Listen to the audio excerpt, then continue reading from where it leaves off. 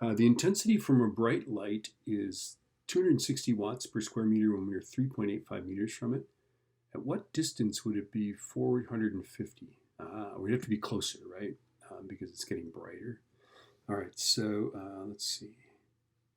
I1 is 260 watts per square meter, and X1 is 3.85 meters, right?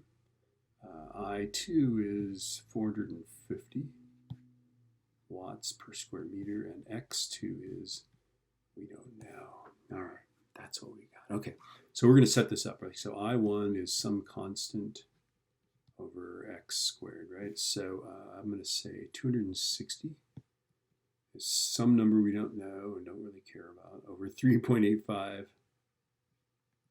squared, right?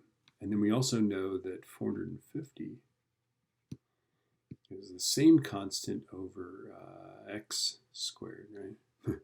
It cannot be solved. All right, no, I think we do the same thing. I divide this by this, right?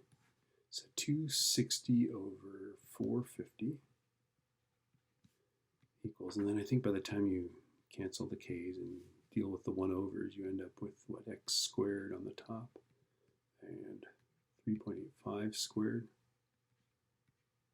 on the bottom. Okay, so I'm going to go this times this divided by this, and then I have to square root, don't I?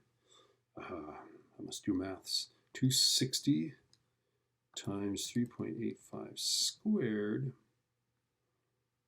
divided by 450. And what I've got on my calculator right now is x squared, so if I square root it, I get 2.926. Now these are a little bit hard to woodshed, as I would say, because we're looking for the distance, right? And the distance is squared. If we're solving for a distance, it has to be a square root, right? So the distance is really going to be 3.85. Okay, now it's got to be closer because it's going to be more intense, right? So I'm going to multiply by the square root of a ratio of intensities, right? And I'm going to go 260 over 450. And the reason I'm going to put them in that order is that I want a smaller number than 3.85, right? So let's try it. 3.85 times the square root of 260 divided by 450. Holy cow, I get exactly the same answer. 2.926 meters. All right. So again, I don't know. Certainly as a student, I never would have thought to take that shortcut.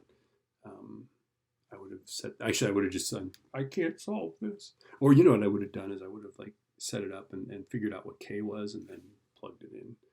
That's the way my brain worked, but